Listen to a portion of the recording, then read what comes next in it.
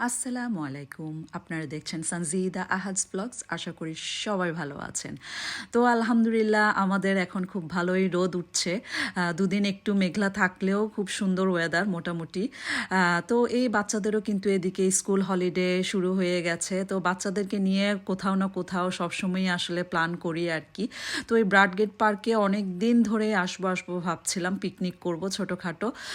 আশা হচ্ছিল না, একটু একটু মেঘলা থাকলে আমার আবার কোথাও যেতে ইচ্ছা করে না, এই আর কি। তো আজকে মোটামুটি রোদ, চলে আসলাম ব্রাডগেট park. What are you doing? I sit down. Oh, yeah, I forgot to sit down. What are you talking about? The customer. I realized it's down there. Yeah, that's what you are like. You literally said, I haven't even been here. I've never been to Baghdad Park. I don't know because I don't remember. Now I remember. Look, you might see those deer here. Yeah. Yeah. You know, one time we came here, the deer started eating our chicken. Yeah, people were like laughing. যেহেতু পিকনিকের জন্য আসা, তো প্রথমে আমাদের আসলে তখন ক্ষুধার্তও ছিলাম আমরা। তো একটা লেকের পাড়ে, খুব সুন্দর একটা শান্ত পরিবেশে লেকের পাড়ে আমরা জায়গা খুঁজছিলাম কোথায় বসে আমরা আমাদের পিকনিকটা খেতে পারবো। তো একটা ব্যাপার হচ্ছে ব্রাডগেট পার্কে, যে এখানে প্রচুর হরিণ আছে, আর হরিণরা মানে একদম ওপেনলি চড়ে বেড়ায়। তো ওদের যে কি বলে বিষ্ঠাগুলাই কিন্তু সবসময় মানে মাটির মধ্যে থাকে আর কি। এর জন্য আমরা খুঁজে খুঁজে একটা পরিষ্কার জায়গা কোনোভাবে বেছে নিয়েছি, তারপর আমাদের পিকনিক ম্যাটটা বিছিয়ে দিলাম। আর পিকনিক হিসাবে আজকে আমরা বাসায় কিছু চকলেট, ক্রিজ, বিস্কিট এগুলোর সাথে সাথে নিয়ে আসলাম সাবওয়ে। তো সাবওয়ে হচ্ছে এখানে খুবই একটা হেলদি অপশন। সাবওয়ের খাবারটা মজাও অনেক, প্লাস হেলদিও সেটাই। এখন আমরা টুনা ফিলিংয়ের সাবওয়ে এনেছিলাম, প্লাস এনেছিলাম ভিগান পাটের একটা সাবওয়ে, যেটা এইডেন আর ফাইজা খাচ্ছিল, আর আমি আর উমায়রা শেয়ার করছিলাম আমাদের যেটা টুনা মেয়ো দিয়ে বানানো সেটাই। তো বেশ মজা লাগছিল আসলে, বলতে গেলে অনেক দিন পরে সাবওয়ে খাচ্ছি আর কি।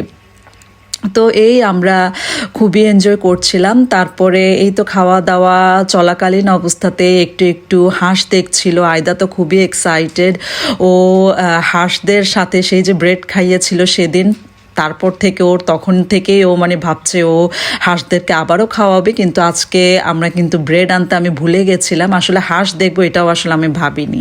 তো যাই হোক, আমাদের পিকনিকটা মোটামুটি খাওয়া শেষ, এখন আমরা হাঁটছি। তো এই যে ব্রাডগেট পার্ক, এটা একটা বিশাল এরিয়া জুড়ে এই ব্রাডগেট পার্কটা। এটা মানে হাঁটতে হাঁটতে শেষই হয় না এই জায়গাটা। যেমন আছে লেক, তেমনি দেখেন ওপেন প্লেস। এই তো মানুষ কিন্তু এখানে জগিংয়ের জন্য আসে, যদিও তখন কিন্তু প্রায় 5টা বাজছিল বিকালের। তো এই তো আমরা সুন্দর করে একটা সুন্দর জায়গা ধরে আমরা আবার একটু বসে পড়বো এ আশা আর কি। আর এই যে ঝর্ণাটা, এই ঝর্ণাটা কিন্তু দেখতে ভীষণ ভালো লাগে। এটা একটা ন্যাচারাল ফাউন্টেন। তো এখানে খুব সুন্দর ব্যাপার হচ্ছে, এখানে ছোট ছোট ব্যাঙাচি আর ছোট ছোট মাছের পোনা পাওয়া যায়। তো এই জন্যই কিন্তু এইডেন আর আয়দার জন্য দুটো ফিশ নেট নিয়ে এসেছি, ওরা যেন খেলে খেলে ছোট ছোট মাছ ধরতে পারে।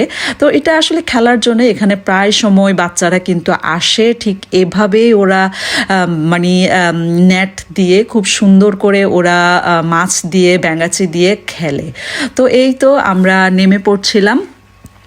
তো মোটামুটি আসলে মাছের দেখা তেমন একটা পাচ্ছিলাম না, সবসময় না, প্রতি বছরই কিন্তু আমাদের আসা হয় এই ব্রাডগেট পার্কটাতে, আর খুবই ভালো লাগে, বাচ্চারা খুবই এনজয় করে। আর আয়দা তো খুবই এক্সাইটেড নামার জন্য, ও পানি দেখলেই ও মনে হয় সুইমিং করবে। কিন্তু এবার ওর কিন্তু ফিশ নেটে দিয়েই ফিশিং করার জন্য নামিয়ে দিচ্ছি আর কি।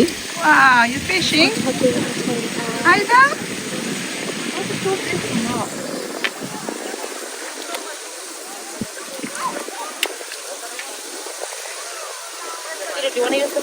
Give her the net. One net for Aiden, another one for Aida.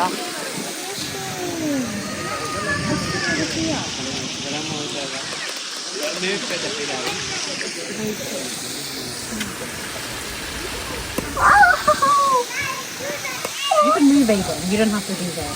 I like that. You move Aiden. You can literally, you have to... Go forward, Aiden.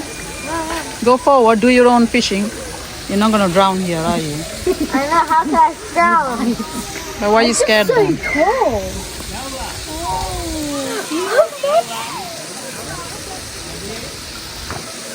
Oh, you found some rocks.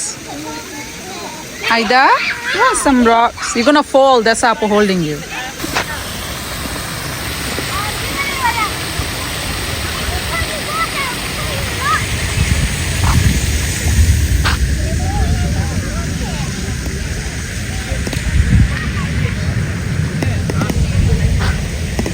ফাইজা দেখি কিছু books are ওর গান শোনার জন্য ওর সুন্দর হেডফোনটা নিয়ে এসেছে। তো খুবই মজার কম্বিনেশন, গানের সাথে সাথে বুক পড়ে এত সুন্দর একটা পরিবেশের সময় কাটানো কি পরিমাণ মজা হতে পারে আর কি। যাই হোক, আমারও কিন্তু খুবই পছন্দ বই পড়া, বাট বাচ্চারা যেহেতু আছে ওদেরকে লুক আফটার করা লাগবে, সেই জন্য পারছি না। তো যাই হোক, এইডেন তো খোলা জায়গা পেয়ে কি যে খুশি, একেবারে মানে দৌড়ে দৌড়ে বেড়াচ্ছিল আর কি। আর আয়দাকে নিয়েও আমরা সুন্দর করে আস্তে আস্তে সামনের দিকে এগিয়ে চলেছি। তো আগেই বলেছিলাম এই যে ব্রাডগেট পার্ক, এটার সবচেয়ে মজার ব্যাপার হচ্ছে এখানে হরিণগুলা খুব একেবারে স্বাধীনভাবে চড়ে চড়ে বেড়ায়, খেলে খেলে বেড়ায় আর কি।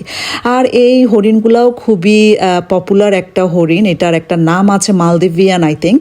তো এই যে হরিণগুলা, এটার জন্য কিন্তু আমাদের ব্রাডগেট পার্ক একেবারেই বিখ্যাত। তো এই হরিণগুলাও একেবারে খুবই ট্রেন্ড আমি বলবো, কারণ ওরা কখনোই মানুষকে অ্যাপ্রোচ করে না, অ্যাট দ্য সেম টাইম মানুষও কখনো কিন্তু ওদেরকে অ্যাপ্রোচ করে না। ওরা ওদের ডিস্ট্যান্স বজায় রেখে একে অপরের সাথে খুব সুন্দরই এনজয় করে। তো এরা খুব স্বাধীনভাবে যে চড়ে চড়ে বেড়ায়, জিনিসটা আমার খুবই ভালো লাগে। আর দেখেন এই দৌড়াদৌড়ি দেখতে আয়দা তো খুবই মানে এনজয় করছিল। আর সবচেয়ে মজার ব্যাপার হচ্ছে হরিণরা এই যে দেখেন শিং দেখিয়ে খুব সুন্দর করে লুকিয়েছিল ঘাসের ভিতরে, দেখতে কিন্তু বোঝাই যাচ্ছে না, কিন্তু ওরা কিন্তু ওখানে দাঁড়িয়ে দাঁড়িয়ে সব দেখছে, কোথায় হেঁটে চলেছে, কে কোথায় কি করছে, হরিণরা কিন্তু অবজার্ভ করছে। আসলে আমাদের এই ব্রাডগেট পার্কটা কিন্তু অনেক কিছুর জন্যই বিখ্যাত। যেমন এই যে হরিণ, এগুলা কিন্তু খুবই রেয়ার হরিণ আমাদের ইংল্যান্ডের জন্য, যারা কিনা ওপেনলি চড়ে চড়ে বেড়ায়। প্লাস ইউকের মধ্যে সবচেয়ে ওল্ডেস্ট যে ফসিল, সেটা কিন্তু আমাদের এই ব্রাডগেট পার্কে, সাথে রয়েছে ওয়াইল্ড লাইফ। আর আমাদের লেডি জেন গ্রে নামক যে কুইন কিনা 9 ডেজের জন্য অনলি কুইন হয়েছিল 1553 সালে আই থিঙ্ক। তো তার কিন্তু এই চাইল্ডহুড হোমটা কিন্তু আমাদের এই ব্রাডগেট হাউসেই ছিল অনেক বছর আগে। তো বলতে গেলে এই ব্রাডগেট পার্কটা মানে ন্যাচারাল সৌন্দর্যের পাশাপাশি অনেকই হিস্টোরিক একটা প্লেস আর কি। তো যাই হোক, আমাদের পিকনিক শেষ, আমরা গুটি মেরে সব কিছু গুটিয়ে নিচ্ছিলাম আর কি। আশা করি আমার আজকের এই ব্লগটি আপনারা এনজয় করেছেন। আমার সাথেই থাকবেন, সবাই ভালো থাকবেন। আসসালামু আলাইকুম।